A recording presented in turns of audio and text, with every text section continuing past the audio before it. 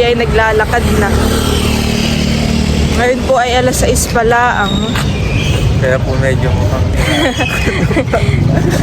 mga kagigising pa po.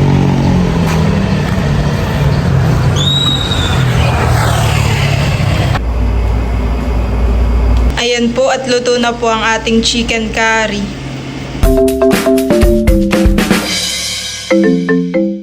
Hi guys! Welcome sa aking channel.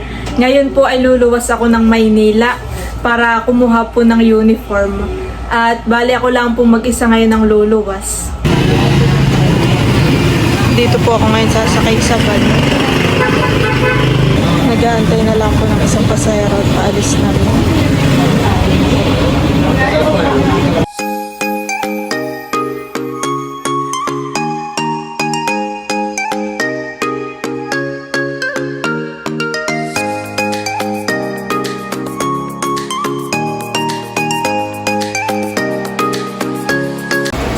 Ayan guys, at nandito na po ako sa boarding house. At si kuya po ay nagsasaing na para makakain na rin po kami ng hapunan. Kami po ay nakain na ni kuya. kain po. Meron po kami ditong beef stick. Padala po ni mama. Masarap. Ito yung dati favorite ko lagi. Laging ulam man eh. Sasabihin ng mga subscriber, parang lagi na lang may favorite. Ay, not favorite. Masarap po ang luto nila, ma'am. Kain po.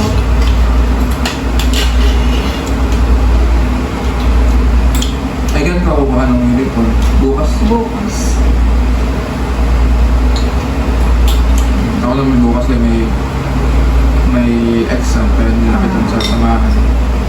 Po, alam ko na naman pati kung saan. Wow! Ito mga Maynila, pati.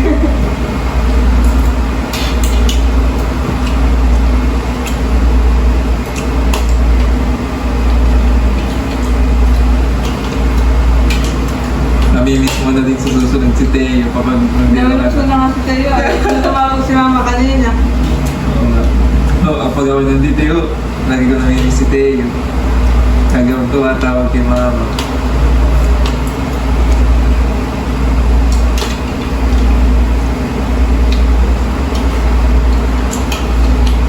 Dami ko pa naman kalaro si Tayo. Dati nung bago pa lang eh. Pag ako nasa impante, ako lagi ang nag-aalaga kay Teo minsan. Pag walang kalaro nag-iiyak. Oo, kasi ngayon ay nakakamiss si Teo. Pero nagbabakasyon naman na puro. Kaya May 1 month na bakasyon. tagal-tagal niya ulit.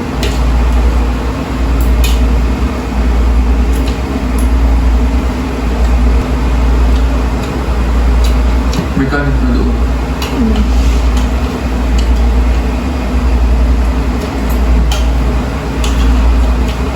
Dahil laging 10K walk sa driver ko.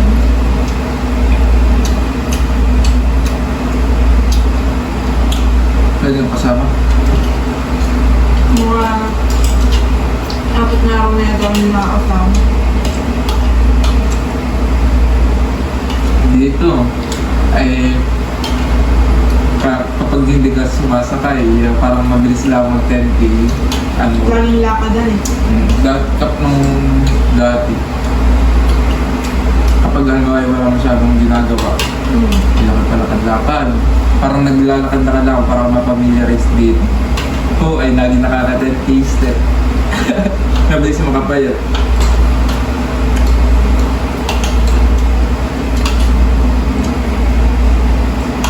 So, 10 wala na kanin. Pero kain.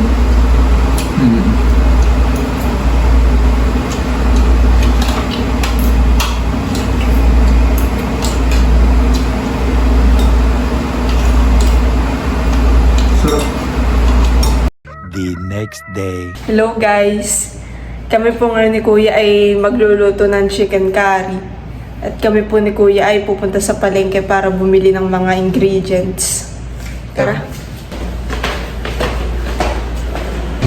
Kami po ni Kuya ay naglalakad na.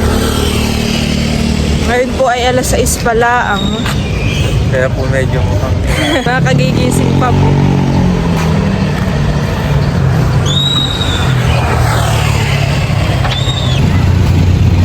Dito po kami ni Kuya bibili ng mga ingredients.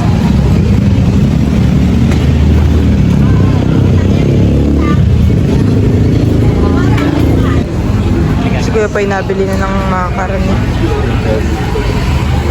Ako naman na 140. Ay, sige.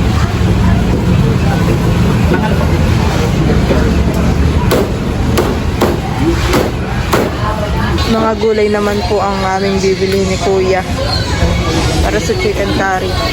Alam mo na baga mga Gusto mo ba ginagawa niyan? Gulay? kahit sakto lang. Dalawahan eh. Mga maliit lang naman to. Sige.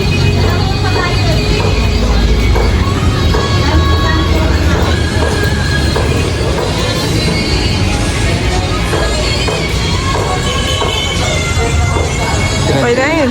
Okay na isa? Isa? Or ikaw pala bahala?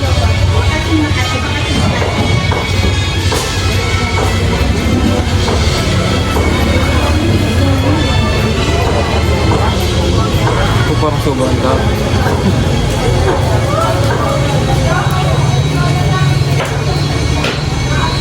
Itagdag ko man. Baka magluto ko.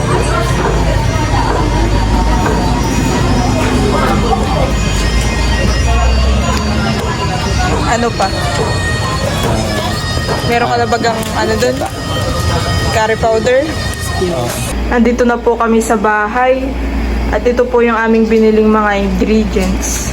May patatas, may carrots, may sibuyas, may bell pepper, luya, may norpo, tsaka meron din pong gata. Tsaka yung chicken. Bago po kami magluto ng chicken curry, nagsasaing na po. Para mamaya ay kakain na lang. Ako po ay magbabalat na ng mga gulay. Akin na rin pong hihiwain.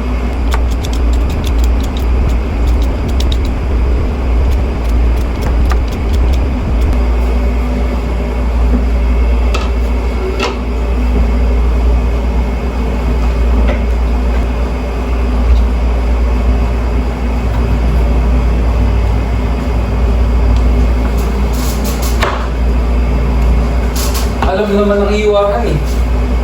Mga box naman. At habang ako po doon ay naghihiwa ng mga rekado, ay amin pong pinapakawalan itong karne para po mawala ang langsa. Ayan at atin po munang ipiprito itong mga gulay.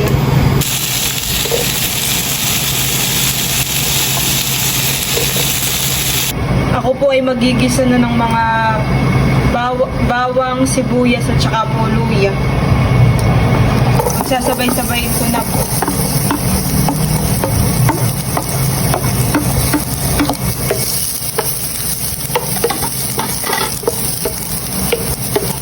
Palagay ko na rin po yung karne.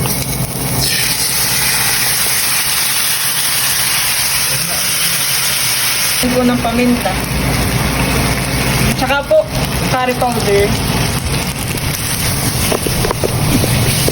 Lalagyan ko na rin po ng patis. Tsaka po, kaunting tubig.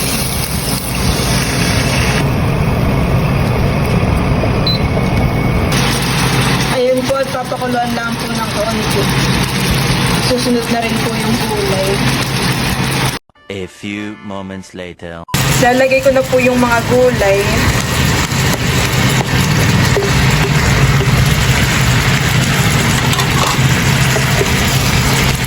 Napakadaming sakit. Ang gulay naman.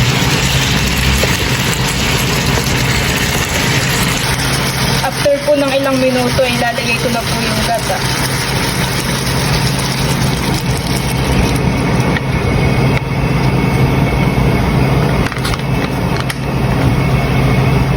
Hahaluin ko lang po.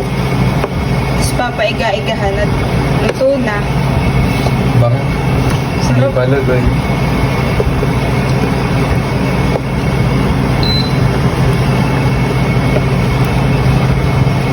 A few moments later.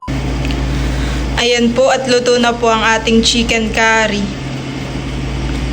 Talaga mo pong nakakagutom na.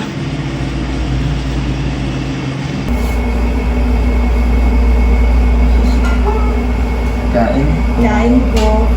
Meron pang bagong sinain din. Wala pala tayo sir dito.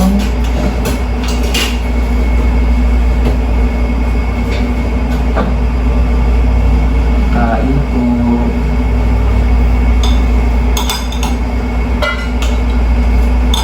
Sarap, daming gulay.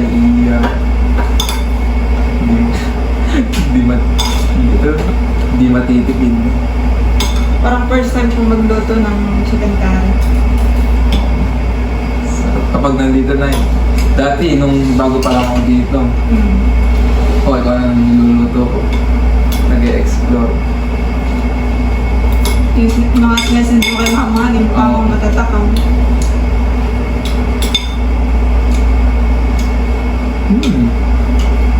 Sarap.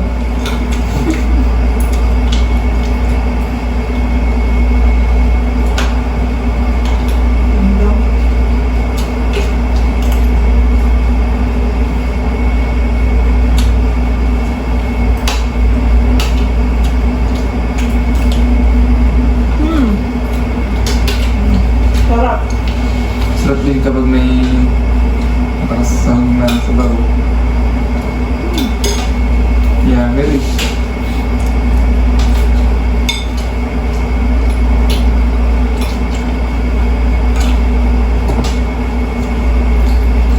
Sarap.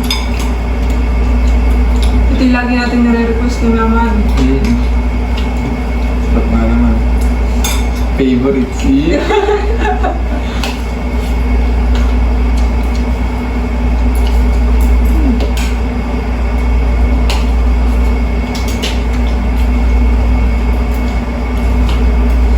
Maraming karot yun.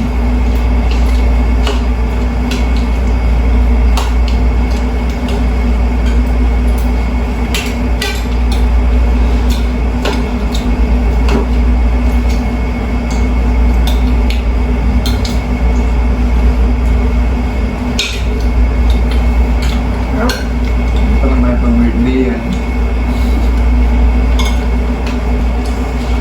Anong oras ka pa alis? Bukas pa o may ano din? Kahit nga na din. Mamaya mga hapon.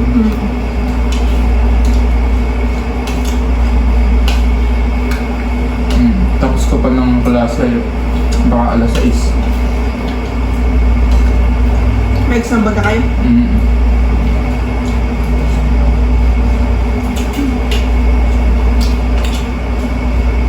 Kain po.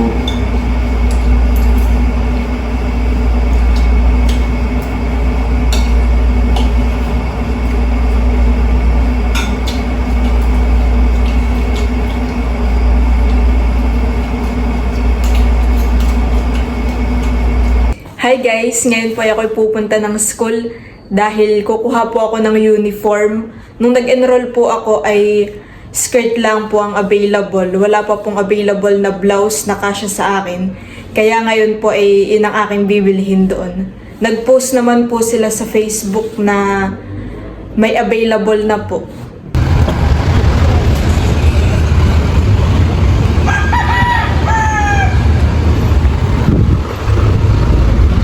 Andito na po ako sa boarding house.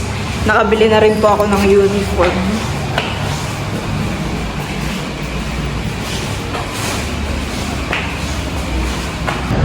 Ayan po at bali pauwi na rin po ako ng probinsya. At ako po ay nakabili na ng uniform. Ayan po at nandito na po ako sa bahay. Mama, bili po yung aking uniform. Ba't dinala pa? Ano yun eh? Bakit dinala mo? Ilalabhan natin. Para Oh. Dati yun. Ito po ang uniform po ni Nini. Gawa nung kami nasa Maynila po ay walang available na pantaas ano. Ay pwede po si Nini. Buti tumabot ka Nini. Muti ka na nga pong hindi ay sabi ng babae doon ay wala na daw po. Tapos ay nagtingin po sa taas para maghanap. Para check ka rin. Bakit Oo. meron? O, ay di solve ng problema mo. Meron ka ng Ayun naman siguro yung magpapatay pa sila pag Ay, oo. Kaya lang ang iba na yung meron ka. Nung hawak at nung hindi ka na... Sayang po pati ang luwas kung hindi ako makakuha. Yan, thank you Lord. At nakauwi na po si Nini ng safe. Salamat po sa lahat ng mga nanood ng Vlog Ikim.